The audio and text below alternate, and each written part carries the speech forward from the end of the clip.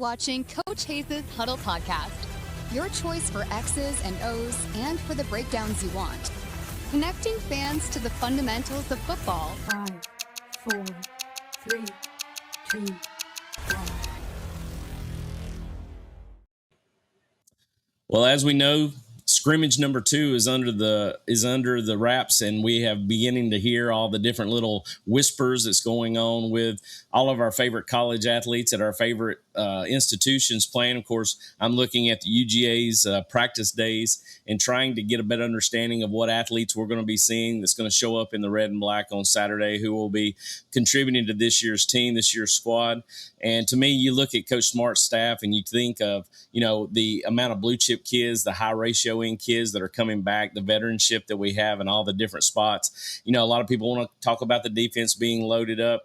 And, honestly, I've broken down over the last 4 weeks, the way the offense is set up and how everything goes. And today what I wanted to do was to hit a little bit more on the defensive side of the ball and talk to you about, to me, what is going to be the staple for UGA's success run this year and what's going to make them apt to be SEC champs again and hopefully make a run for the national championship.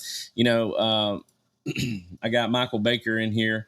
That news will open up a Pandora's box for a negative effect. I appreciate the comment with that. I understand completely what it's going to do. If you're not understanding what the comment is about, Daquan Wright, released by the Browns, and is going to be, if he passes the waivers, is going to be re-signing with his old ball coach, LSU's Lane Kiffin. And to me, it's opening up, as he said right there. I like the way he put it. It's a Pandora's box. And to me, I think it's one of those that creates a sort of a snowball of negative effect.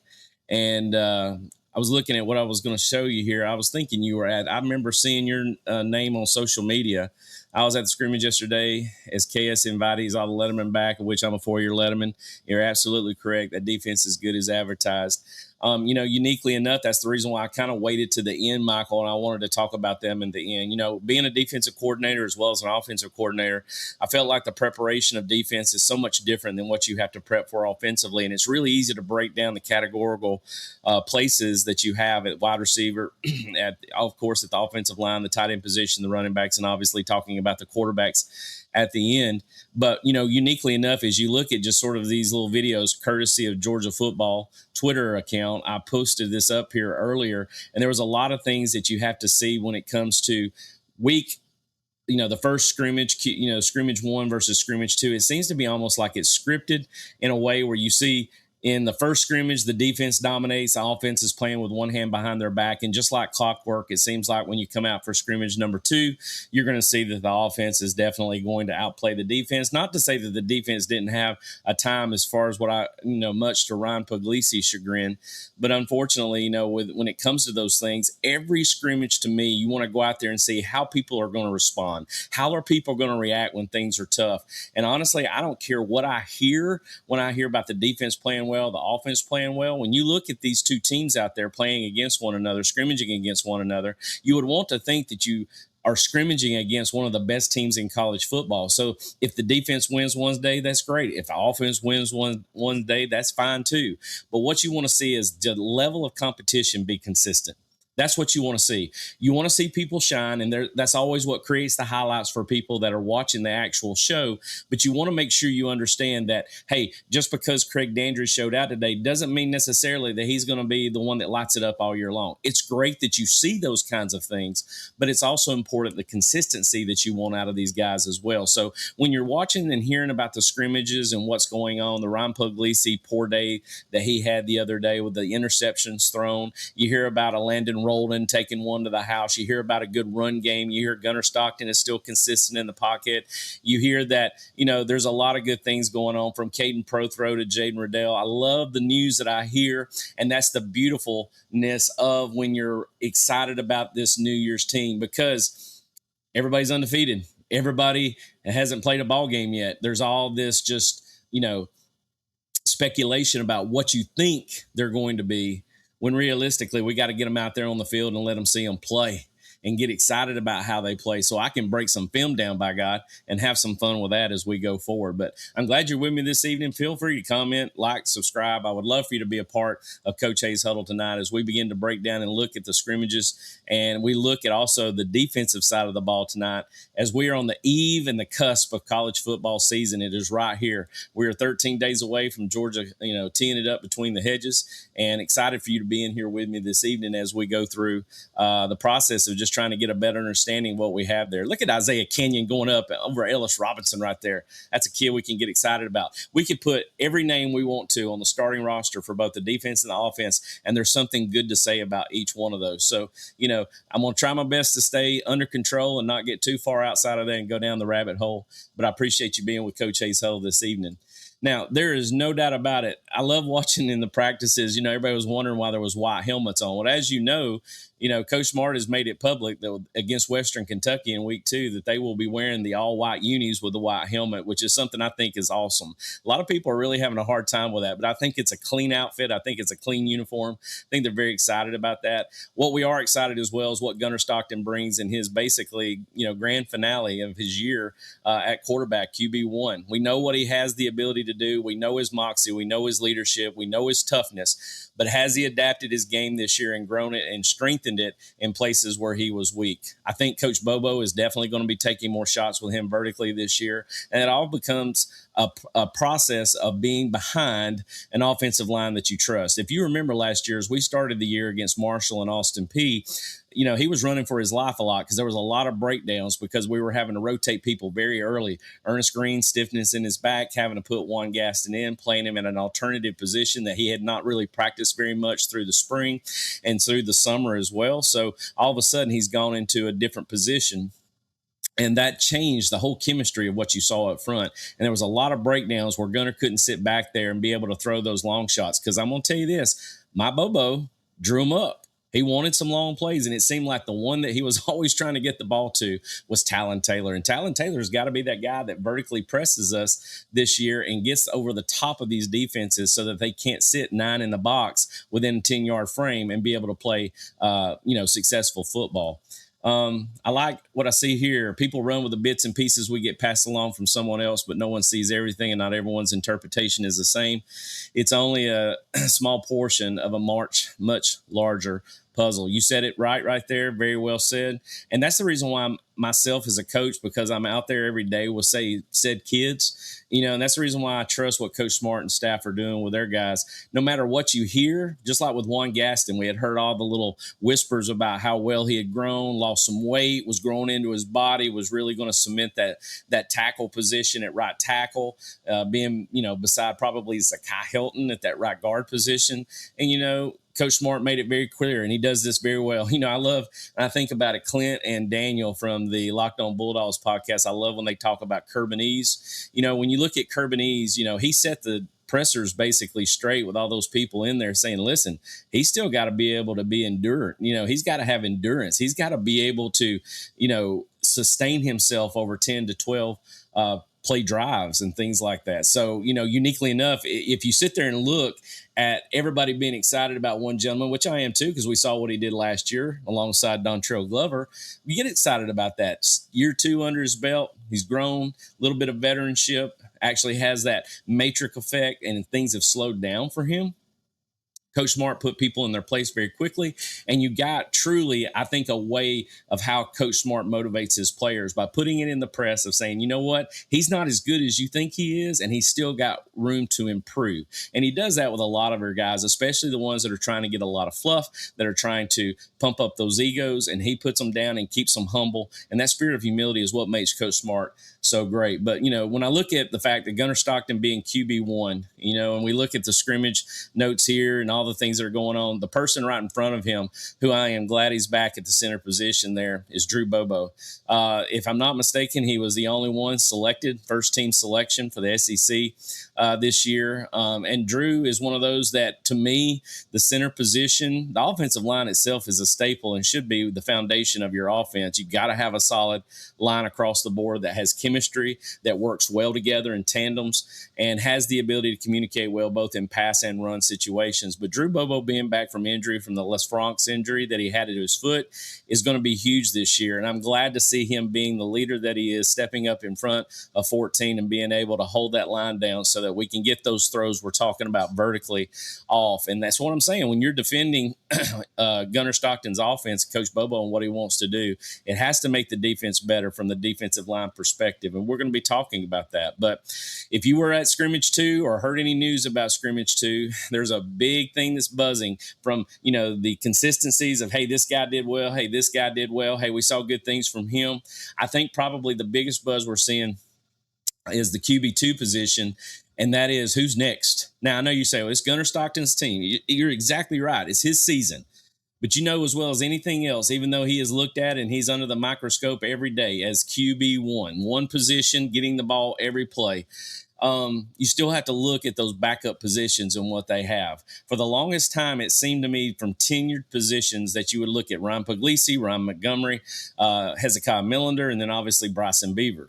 But when I look at the differences of what I've seen, and I went to the spring game in April, and we all wanted to see that step up. It was unique. We didn't get to see Nate Frazier run the football. He ran one time and got hurt, didn't play another down. Jacoby White-Hilton, who we wanted to see at slot, didn't play it down. London Humphreys, who we know is going to be a staple in the outside wide receiver room, going to be a good possession receiver for us. It's going to be that guy that moves the chains for us this year. Maybe not going to take the top off, but we didn't get to see him play it down. So we got a chance to see a lot of younger guys. So it was exciting to see what Puglisi, Montgomery, Millender, and Beavers did. And I think if you look at the totality of what they did, other than a couple of throws from Ryan Montgomery, to me, Hezekiah Millender had the best day in springtime. But you cannot go off that one sample size. You can't do it.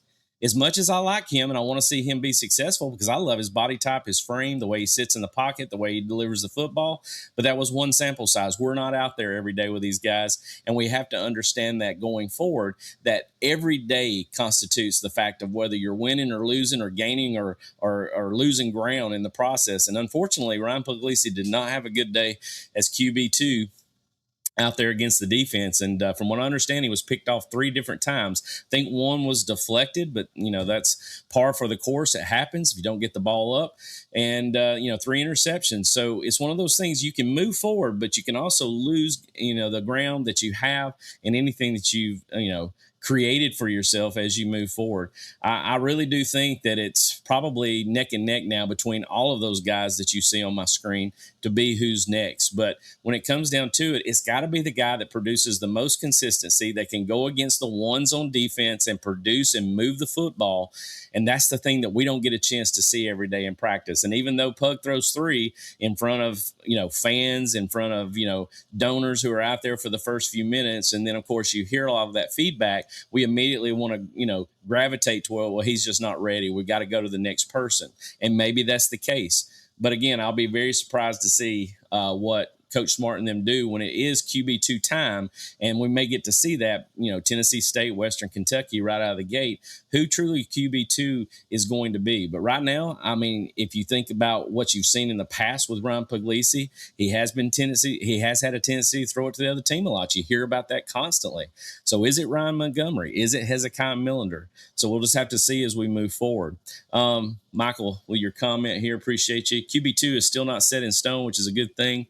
They all had their moments in the scrimmage yesterday. And Michael, I appreciate your comments in there, being able to have a chance to see things at IView. And that's something I wish I had the ability to do, because it would change my presumptions a lot, what I see in the, on the field, because I have a tendency to ride a very even roller coaster. I don't have the highs and the lows to it. So I don't get up and down. I get excited about big plays. But what I want to see, as I've said more than once now, is I want to see consistent flow. I want to see a quarterback that can lead them down the field, whether it's through screen game, whether it's running the football, checking off to good plays that help you move the football, move the chains, and you've got your offense in command as you move down the field. So if that's the case, I am for whatever they decide and who QB2 is. All I know from the spring I saw, it was really refreshing to see Hezekiah Millender was one of those that made me feel good about it. Just like Dante Dowdle made me feel good about the running back room. And lo and behold, we have the offseason injury. Now we're not able to get a chance to see him this year. Scott, my man, appreciate you being in here with me. I think QB2 is between 3 guys. He says they're all different profiles. It's understandable, when you look at it, and it comes back again, like I said, my friend, as you look at how they progress through fall And before we play, week 1 on September 5th, we're going to have the chance to see who that guy is and who they believe in, because all it comes down to is you got to be able to trust that guy that's going to go out and do his job. And so with that being said, we'll have to see what Coach Smart and staff think about that going forward. Now, if you're interested, I wanted to let you guys know that I've done a complete breakdown on Gunnar Stockton's work through my Patreon community. And tonight I am live through Facebook, YouTube, and X. And of course, this recording will go to my Patreon community post-edit. So I wanted to let you guys know, if you're interested in any of the breakdowns I do, I have thousands and thousands of hours of breakdowns that I've done from the 2025 season, plus with all 22 film that I'm able to look at and watch from the tight and wide copies. If you're interested in seeing any of that, you can select and use the QR code there with your phone, scan it, and get a chance to go in and see what I do in the community for my Patreon. And like I said, this breakdown of Gunnar Stockton is one of hundreds that I've done in the last year. And it's really, I hope that you have a chance to check that out. I'm really excited about seeing the people in the chat tonight. Going live has been really nice with what I've been wanting to do since I've gotten moved into my new house now. We're on 2s and 3s, went against 3s yesterday, so it wasn't against the 1s on defense. And, that's something that's really nice to see when you think about it. Because I'm going to tell you, Michael, we haven't seen the teams of 2021 and 2022, and we're likely never to see them again. But we probably have the closest thing we've seen to depth in defense and depth on offense that we probably had in a long, long time, because now these blue chips, these guys we recruited, the 5 stars, the guys that have stayed, the retention of the roster that Coach Smart has done a phenomenal job in doing, we probably have one of the most deepest teams that I've seen in a while.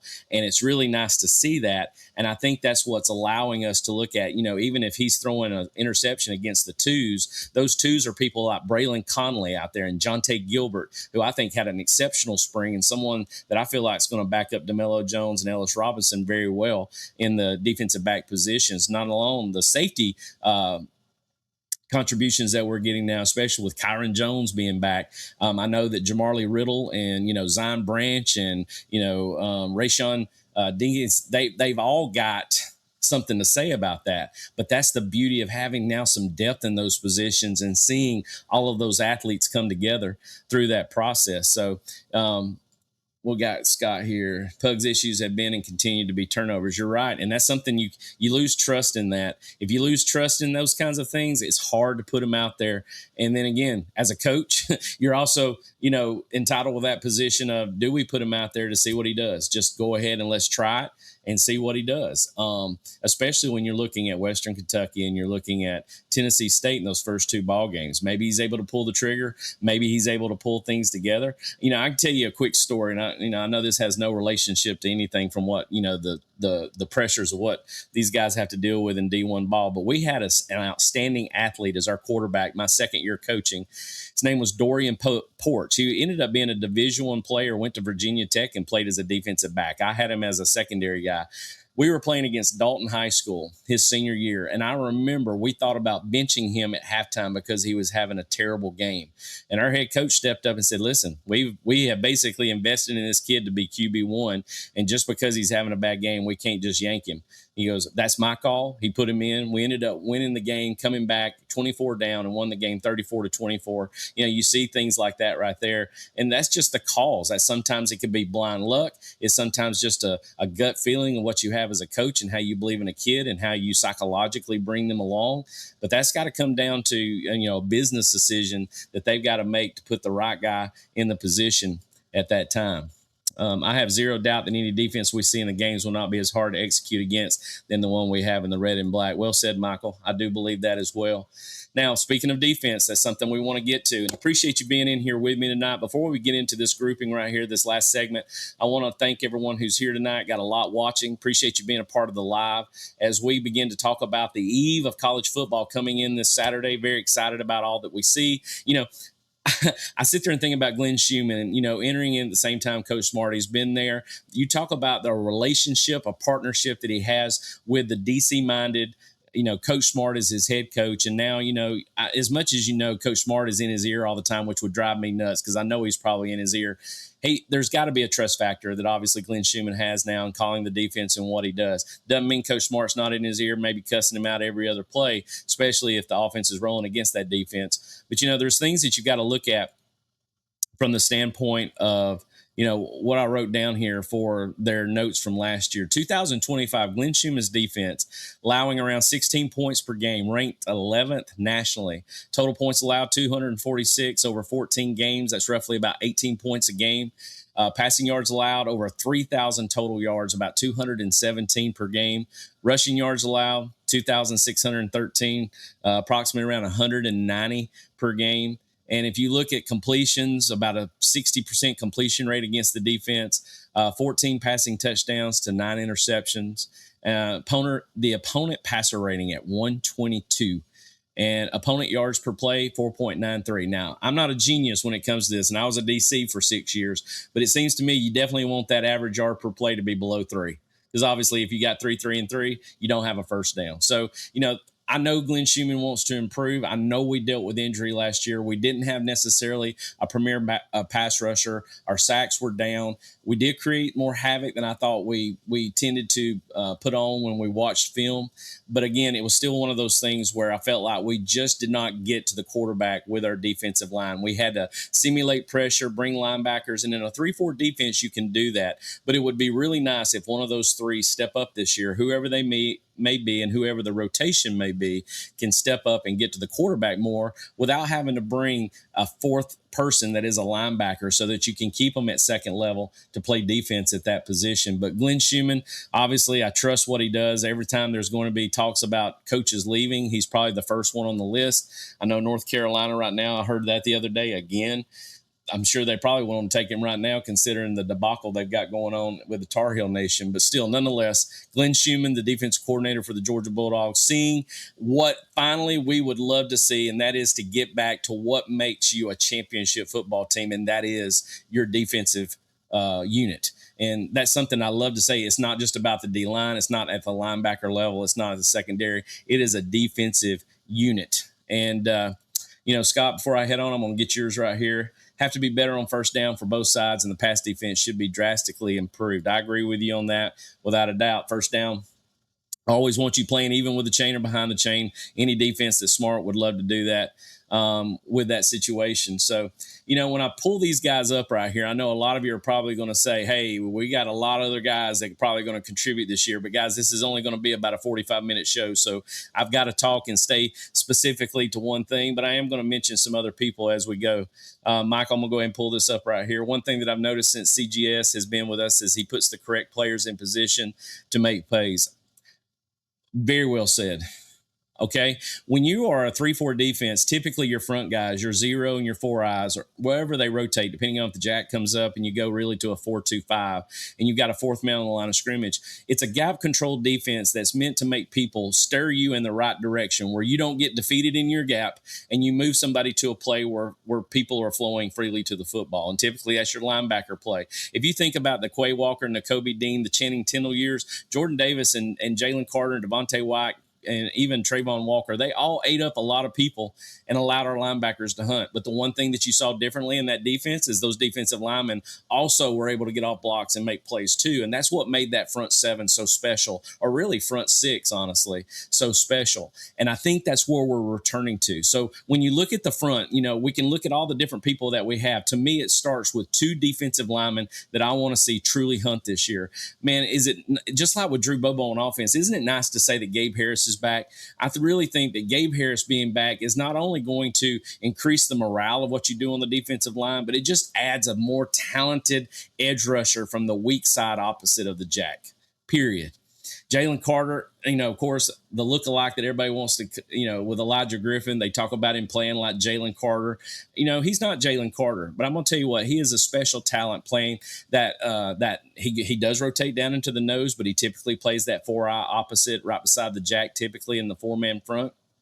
And I'm excited to see him finally take that step up this year with all the snaps that he's got under his belt. If he's going to truly take on more of those double teams and make other people free, then so be it. But the one thing that he has the ability to do is to take on those double teams and still get to the football. He still has the ability to take those stretch blocks and still get to the football. In pass rush situations, he gets off the block very quickly. He has shown by far some of the best pass rushing techniques of any defensive tackle we've got. Not to mention Jordan Hall, who's now back and hopefully going to stay healthy this year for us. Guys, Jordan Hall was a 5-star kid recruited out of high school. He just hasn't had a chance to shine due to injury. If he could stay healthy this year, and that's a big if because he hasn't shown the consistency to do that. If he can do that, we're going to see good things from him this year to help. Not to mention Xavier McLeod, you look at Nanande Aboko, you look at Josh Horton, you look at goodness gracious, Joseph Jonah Jr. I mean, I can name off a whole list. The depth is there. The talent is there. But when it comes down to it, when you line 4 down that needs to get the football on 3rd and 7, 3rd and 8, you want one of these two guys more than likely being the ring leaders of that defensive pass rush. So it's really nice to see Gabe Harris back healthy. Lord willing, all stays well for him throughout the year. And when you look at the fact of Elijah Griffin grown now into his 2nd year, we know what talent he is, what a talent he is. We know his abilities. Now he's got to go out there and prove it, and I think he's going to do that. Guys, there's no doubt at linebacker we are loaded. We are loaded at the linebacker position, but it comes down to the fact that you have to understand Raylan Wilson is now the alpha leader of that group. Now, the freakazoid that is beside him at Chris Cole, more than likely, along with rotating with Justin Williams. Chris Cole, to me, is the ultimate defender of this football team. He can line down and put his hand in the ground and rush the quarterback. He can play at the 2nd level, scrape, cloudy, clear, and fit as a linebacker. Heck, he could go back at safety and corner and I think cover number 2s. Probably could cover number 1 receivers as well as anybody. He can do the whole thing. That is why he is the most complete package of a defender that UGA has on the defensive side of the ball. But it all starts with Raylan Wilson because you got to get you guys lined up. You've got to be able to identify what you have with formations and motions. And I'm telling you guys, Raylan Wilson to me takes over, and CJ Allen leaving, going to the Colts. Raylan just fits right into that spot. And I think you have the rotation of Chris Cole, Justin Williams. Heck, you're even going to probably see some Zayden Walker on special downs and also playing at that 2nd level. AJ Crua might even get some opportunities as we move forward. And not to mention all of the young bucks that they've got in there at that position as well. So I'm really hoping to see those two this year at the linebacker level, at the 2nd level, absolutely hunt while the front does their job. And when you look at the totality of what the defense can do this year, these 4 guys definitely need to be at the top of the stat board in whatever it may be, from rushing the passer and causing havoc to sacks to pass deflections to tackles for loss to leading the tackle column row. Whatever it is, these 4 need to be there. And that's what's so nice about when you talk about this defense. I've got 4 guys that I really feel are the staple. Right now, every one of you who are watching can think of at least 6 more that can fit that role as well. Not to mention like Quintavious Johnson standing up at the jack position. Not to mention Chase Linton, who right now seems to be everybody's talking about him and what he has the ability to do. And I saw it. I saw it in the spring game. I broke him down in the spring game. There's a reason why people are talking about him. Not to mention at the linebacker level, and what we have there is just loaded for bear, man. Absolutely a gauntlet of about, I'd say, 12 guys between your D linemen, your zero techniques, your jacks, and your 2 inside linebackers when you're lined up in a 6-man box. So as Michael said earlier in his comments, and he got a chance to see it, when this offense is going against the defense, I would feel pretty good every day if I'm going out and successfully moving the football and seeing progression from your offense, because you're playing one hell of a defense day in and day out. And if they're not making you better, then something is wrong. Now, like I said a while ago, Quintavious Johnson to me is sort of the unicorn of this group. This is a kid in high school that actually played quarterback. He is an athletically gifted kid. The jack position has a lot of roles to play. He can go from rushing the passer to being a guy that's going to stunt all the way down in A-gap for an next stunt to wrap, and him be basically the sacrifice into A-gap. I can see him squeeze it down and take on a guard that's trying to flathead his ass out on gap scheme. There's a lot of things that I see Quintavious do, and whoever they're going to put in that role to fill behind him, I'm really excited to see as well, because that to me creates that extra addition that you want on the edge at UGA. And, you look at Coach Knight and what he's bringing to the table. I know he sees a talent there in Quintavious Johnson, and that's something we would love to see. And he's my fifth man who I'm thinking about. You know what? If he shows up and does his job and he does it the right way, the front is going to have a field day and definitely going to hunt. And like I said, I really wish I could continue on because I could talk about so many people. But this is a guy that I really want to see have a great year this year. When you talk about opposite, if you look at Quintavious Johnson at Jack, you look at Elijah Griffin at a 4-eye, you look at Jordan Hall as your zero tech, and you look at Gabe Harris out at the other 4-eye. Jordan Hall could be that person this year that absolutely not going to make a lot of plays. He's going to stuff and eat A-gaps up. He's going to take on a lot of double teams so our linebackers can hunt. But him being healthy has to be an advantage for Georgia's defense. Not to mention what he has with him with Xavier McLeod, Josh Horton, Nnamdi Aboko, those kind of guys that are backing him up with his position play. He's unfortunately dealt with injury his entire career at the University of Georgia, and right now I'm just not sure what we're going to see out of him. It's one of those big speculations of if he can stay healthy. I don't want to say when he goes down. I'm going to say if he goes down. And so with his endurance and his veteranship and what he has produced for the last few years, even with injuries, has got to bring a level of experience to that defensive front, and staying healthy is going to be a big key for him this year. I think he contributes to help this defense even be tougher than expected. Michael, we're going in here with our linebackers, DB being as talented as consistent they are, will help the front and get an extra second to their job this season because they can cover so well. Also, I'm absolutely enjoying the show, Coach. You're ish. Thank you. Well, just to let you know for those people who are watching, and tonight was the first night I've gone live. I've recorded my last shows from the offensive side of the ball. I have 20 years of high school coaching experience. I've been both a defensive coordinator as well as an offensive coordinator. I'm currently in my last few years of education and have stepped away from actual coaching. So this is the reason why this is where I get my fit from, is I'm able to break down football and try to connect people back to it, those who may not understand it as well. And it's something that's very important for me. I'm not about necessarily the clicks. I would love to see things go well. I'd love to see people follow what I do. But if you're getting some type of connection with me and we're able to, like I say, connect fans to the fundamentals of football, then I've done my job. And that's what I'm trying to do. The networking of this has been so phenomenal because it allows me to link up with other coaches. It allows me to talk ball with other people and to provide some sense to the factors of what they see and evaluate on a given Saturday, so that when you're at the water cooler on Monday morning, you actually have something legitimate that you can say about why and when and how and all those things that went into the game from Saturday night. Michael, I appreciate you being in here with me. But, I look at Jordan Hall and I think, man, what a great opportunity we have with him in the defensive line, as well as all of those guys that we see in the last layer of the umbrella back there, and that's our defensive backs. Guys, I couldn't even really find a picture that I wanted to put out there because I didn't want to really isolate one guy out. But this is just those guys celebrating after one of the interceptions they had from Saturday. And, you've got people like DeMello Jones, who's really grown in his first year, probably had a lot of growing up to do maturity-wise. And I think he's going to bring that aggressive nature, not only being a very hard-nosed cornerback that loves to come up and tackle, but get better in his coverage skills one-on-one, being able to win more of those 50-50 balls. We already know what Ellis Robinson can do, but when I talk about the defensive backfield, to me, the defensive backfield is predicated on what happens up front.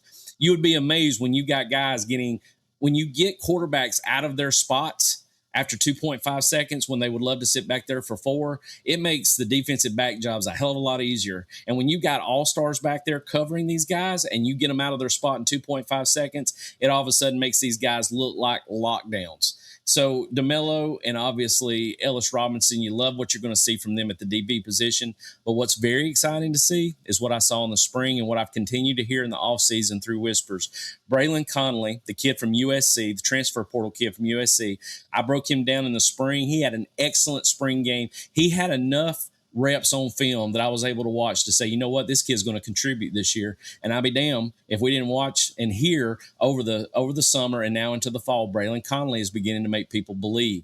Jonte Gilbert, another one. I really think he had a good spring. He did a great job out there. He had to, because of the fact of Gentry was in a non-contact jersey, and having him out there as well on the defensive side of the ball. But to see those guys grow up, because I was really worried about our depth at the corner position. But when you have Justice Fitzpatrick back, the high 4-star talent that had an ACL injury, he's back full contact from what I understand, cutting and everything. I don't think he has any limitations from what Coach Smart said in his last presser. I mean, you're beginning to see that depth that you want to see at the defensive back position. But it is great to know you got a Braylon Conley fit immediately if something happens with DeMello or with Ellis. But man, you're talking about two all-star studs at the defensive back position. I appreciate the fact that, what we're going to be able to see in that is going to be phenomenal.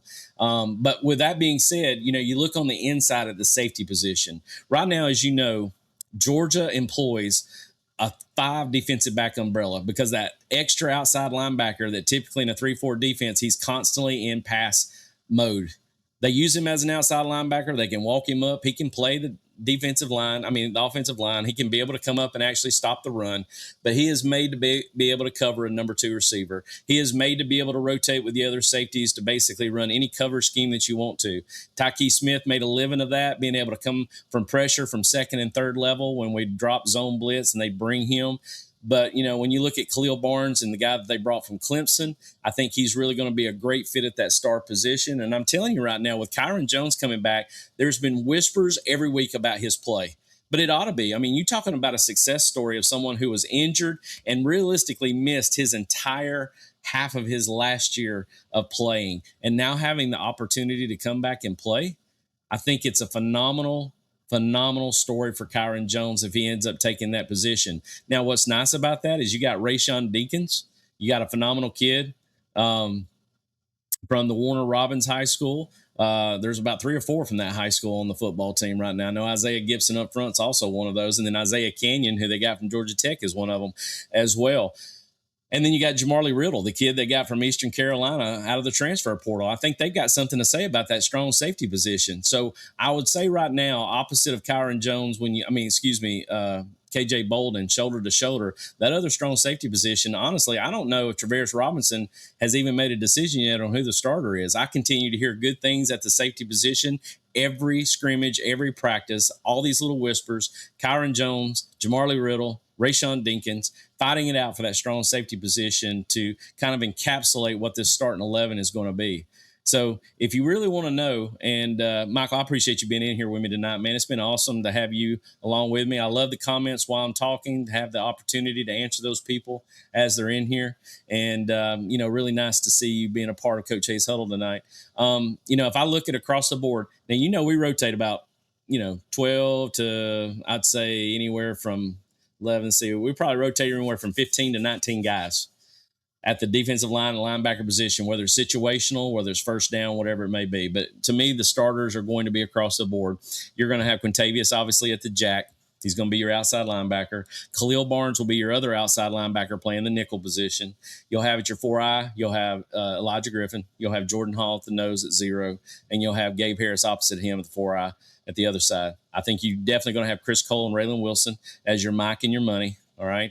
And then you're going to have KJ Bolden. And I think what you're going to see, because of the leadership and the veteranship this kid has shown, that you're going to see Kyron Jones at the strong safety position taking over. And then you've got Ellis Robinson on the island out there, baby, on one side, opposite of DeMello Jones at the other corner position. But just think about all those other names we talked about: Jonte Gilbert, Braylon Conley, Rayshawn Dinkins, Jamarly Riddle, A.J. Crua, Zayden Walker, goodness gracious, Justin Williams, Xavier McLeod, Josh Horton, JJ, Joseph Jonah Jonier. You got Namdaden Aboko. I'm leaving people out. Chase Linton. The names just keep going, man. This defense is loaded for bear, and I really, truly think we're going to see that be the true reason why this becomes, to me, a national championship contender this year. Anything can happen each week. And as Coach Smart always says, humility is just basically 1 week away. The consistency can be there for us to be great. And honestly, I wouldn't want any other person leading that group than Coach Kirby Smart and what he's got, and the model of what he's done in retaining those people on both offense and both defense, having one of the highest blue chip rates, also while having some of the youngest players out there who have already got 1 year, possibly a year and a half, maybe even 2 years under their belt, with probably, I won't say probably this time, one of the most depth pieces they've seen since probably the 2022 year. can be a special thing for UGA fans this coming fall as we get ready, man. Tennessee State will be here before we know it on September the 5th. I'm going to be there and truly enjoy it and ready to see them play. I appreciate you being with me tonight. As you can see here, I've got up on the board my QR code that takes you to my Patreon link. Guys, as far as it being behind the paywall, I know a lot of people kind of, a little bit hesitant towards that, but I do have free shows on there as well. You have previews that you can look at too. I really just want you to be a part of the community. You never know. You might come in and see stuff that you really like and want to be a part of that. But as always, my main focus is to connect fans to the fundamentals of football. I want you to be here with me. I want you to ask questions. I want you to get a better understanding of what we're talking about. I want you to get insight by the collective consciousnesses of people that I'll have on the show throughout the year when we're talking ball and we're doing our rapid reaction shows and things like that. When you look at it from Scott saying, truly hope he stays healthy. I guess you're talking about Jordan Hall is who you're talking about. That's the thing about it. As a coach, it's really probably one of the hardest things I had to do when you are having to deal with who you've got set in pen on paper, who's on your board, who's your ones, who's your twos. And when that one guy goes down and it creates a chain reaction effect, that it's like a domino effect. It's one of the hardest things as a coach, physically and mentally, to endure. And that's the reason why you've got to be ready for those kinds of things. You have to be prepared for the worst case scenarios. And sometimes it's not pleasant. Yeah, I agree with you, Scott. Zayden Walker definitely had some issues too. My mentality is always, you got to be better prepared so that when those things hit, you're not unprepared. And, my feelings with people getting injured is part of the game. I did it one time, play a very violent sport that's highly emotional, and you're going to have injuries in game. And that doesn't mean it's going to change anything just because you're a well-oiled machine at the college level. The injuries happen all the time, and you got to be prepared for those things. So I'm never going to say that injuries is what cost us. But, man, I've watched enough film from last year and realized, man, we surely needed Gabe Harris in the Sugar Bowl against Ole Miss. There was no doubt about that as we move forward. So, but that's just like anything else. That's making excuses, and you've got to be able to go out with the guys that you have to win ball games. So the better prepared you are means that you don't have to necessarily be prepared when it does happen, in being proactive versus being reactive in that regard. So, guys, ladies and gentlemen, thank you for being with me this evening. This is Coach Hayes Hudl with Head on a Swivel. All of you who have been in the chat room with me, I appreciate your comments, questions. I appreciate you moving along with me on this Sunday evening. It's always great to talk football and get ready for this week as we move forward into the first week of college football that's going to be getting played this Saturday, where the full slate of games will be this coming Saturday week, where we'll see the University of Georgia teed up between the hedges against Tennessee State. If you did not get a chance, just in case, I'm going to throw it back up here on the screen. I think I have my QR code there for it. I think I might have taken it off. I'm going to put it up there real quick. If you haven't had a chance and you want to check out the community that I'm a part of, something I established about a year ago now, and that is my Coach Hayes Hudl Patreon community. If you're interested in this, I would love for you to scan the QR code. It takes you to hundreds of hours, if not almost close to thousands of hours of breakdowns that I do. I thank you for your patronage, as well as for just coming in and checking out the community, seeing what's offered. And if you like what you see, stick around for a little bit. It's a good time in there. And can't thank you enough for being with me tonight. I don't think I have any more questions or comments in the chat here. Again, every one of you who are here, I do appreciate you being with me tonight. As always, take care, God bless, and go Dogs. You are watching Coach Hayes' Hudl Podcast, your choice for X's and O's and for the breakdowns you want. Connecting fans to the fundamentals of football.